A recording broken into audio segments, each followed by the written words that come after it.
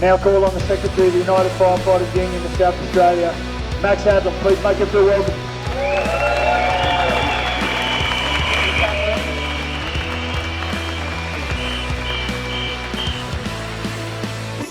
I just wanted to thank you all for coming today. In particular, those of you who have come from the job and have been threatened with action against you for participating in this essential rally by essential services workers. You're here today at an event that's rarely seen. How many times do we see firefighters or AMBOs hitting the streets? And how often do we see us out here together? And how often does a group like this come together and be supported by a range of other workers that are here today, some of whom have stopped work to come here in the midst of their own dispute?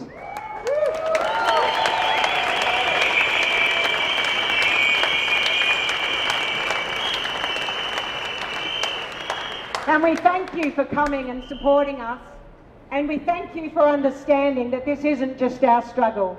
This is a struggle whereby a lack of an ambulance could be one of you or a loved one, a lack of a fire truck at the right moment, or a fire truck that rolls up and doesn't work is even worse.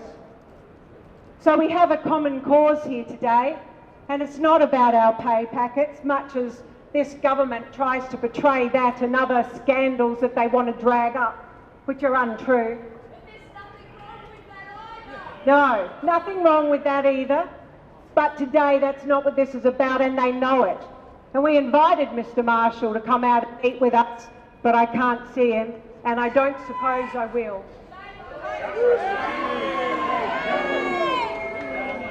So it takes a very special person to be an emergency services worker, and I won't go on about it much as I might be inclined to, but it takes somebody very special to be there for others when everybody else is running away from the fire and others are running towards it.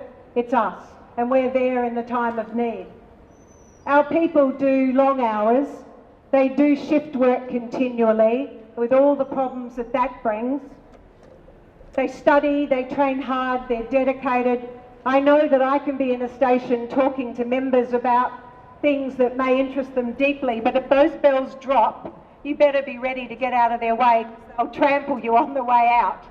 And I love that about our members. I also know that despite all those challenges, they love their job and they love working as firefighters. Yes, there's the camaraderie, the challenges, and there's really decent food. But the overriding factor they love being firefighters is because that means they can help people and make a difference. So today is not just about self-interest, though there's nothing wrong with that either. It's about actually the frustration and despair that our members are feeling as they try to access the things they need to do their job. Just recently, a large hotel being commissioned in the middle of the city had our fire trucks attend to do a booster test, which means testing the systems so that if the worst happens, they know they work. Well, the systems might have worked, but the truck didn't. They got it all set up and the pump didn't work. Another truck was summoned, came down, set up. Guess what? Didn't work either. So it's our health, our safety, and the health and safety of the public that our emergency services present here today serve. In 2019, so there's a bit of a view, I heard the radio last night and Bernadette Mulholland being interviewed and saying, well, isn't it a conspiracy that the AMBOs, the fireys, the doctors are all having these issues? A conspiracy? Seriously? Isn't the common factor the Marshall government not responding to our very serious and critical issues? So I was a bit surprised in 2019 when we extensively surveyed UFU members in relation to what they saw as the priorities for the next enterprise agreement negotiations. And it was at the top of the range was actually just getting a pay slip that was accurate. I mean, that's not a really aspirational issue. But the next one was resourcing. 98% of our members, and we cover nearly all firefighters, 99.5% of them, and they're saying to us we don't have resourcing. Now, in the last Labor government, resourcing was on the issue with the enterprise agreement. Mr Malinauskas was our minister, and you know, he negotiates pretty hard. Yes, I know you're there, Pete. Hi. And you know, it was hard negotiations, but at the end of the day, he clearly saw we needed more firefighters. And to our great delight, we got them. And they've been used over the last 3 years by the management that told us we couldn't come today, and who agree we need resourcing. So we did get those resources, and we're very glad of them. But in that same year, at the beginning of the fire season, members told me they were deeply concerned because we didn't have enough trucks for there to be any strike teams to go out if there was a serious fire. And so the very first OLOP day, we call it, operational level of preparedness, we knew there were no trucks, and we embarrassed the then minister, Mr Wingard, because he thought there were trucks and there weren't. So we had no one to turn out on that day. Lucky we did, because subsequently trucks were produced. And so for that horror season of 2019 and 20, we actually had some response. It still wasn't enough, but we had something. So why are we here today? Oh, don't be. Lovely. So yes, our appliances are aging. They're failing. They're old. They might not look too old. They look lovely, red and shining. And of course, our firefighters are absolutely gorgeous. So when they roll up to help, they look pretty good. But I got to tell you, you press the surface and it's rotten underneath. And it's been allowed to rot by successive administrations in the MFS, together with the current government not wanting to listen to us and do something about our critical situation. So we have few or no spare trucks. If there is a spare, it's usually worse than the one you want to put in. We've got an engineering department that's been skeletonized, where we had 30 trainees, we've now got about 6. They won't do anything about it. We've got a training department that urgently needs attention. We've got safety issues like diesel particulates being breathed in by firefighters with no direct extraction systems to remove them, like they're doing in Victoria and like they're doing overseas in fire services. So already firefighters are 4 times more likely to die of cancer from the carcinogenic products of combustion. And so every year we go to funerals of our comrades. We're not prepared to put up with that anymore. It is time that it was addressed.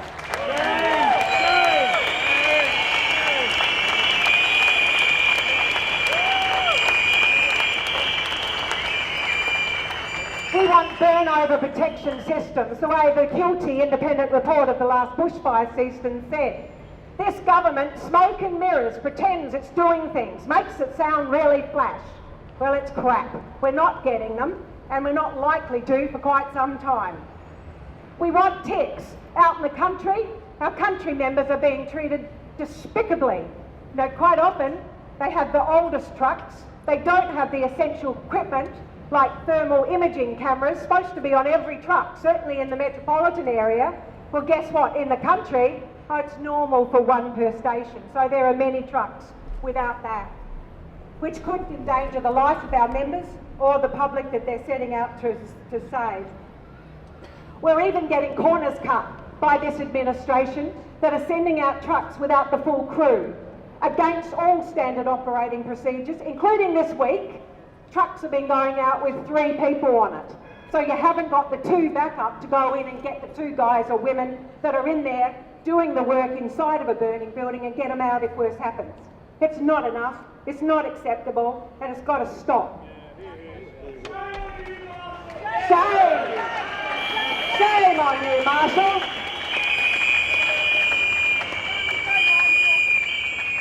So we're asking for this government to get its priorities right.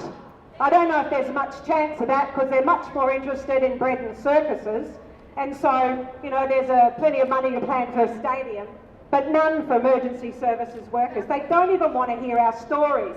We're listening respectfully, they say. Well, there isn't much respect in the relationship we're having with them. I have to say that. We're seeking that they introduce an asset management planning and funding system. Can you believe it? In 2021, they haven't got one. In fact, you know, because of our campaign, the sector's started talking about a framework for the sector.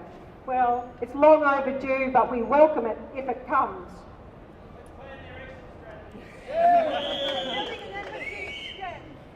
We're looking for sufficient trucks, yes, that's a visible part. We want our engineering department, because as the trucks get older, they need more fixing, more maintenance. The cost of it is blowing out, and no one wants to talk about that. We want a government focus on safety, but they will not deal with it. There is no substitute for an appropriate response to the increasing hazards being experienced by emergency services workers. Such a situation makes it inevitable. And I hate to say this, the incidence of needless injury and death, both amongst our members and members of the public, is inevitable. We're asking this government to please listen now. But the sincerity of the pious statements made from the Marshall government's public and parliamentary grandstand must be judged by the words of the Treasurer to us and subsequently printed in the media. Not $1 more. Not $1 more. I may seem angry about that, but that's because I am. It's not good enough, Mr. Marshall. Because of our campaign, yes, we're under attack, but we will not be silent. We're proud of what we do and how we do it. So what do we do when we're under attack? Stand up! What do we do when we're under attack? Stand up! Fight back! Thanks, comrades.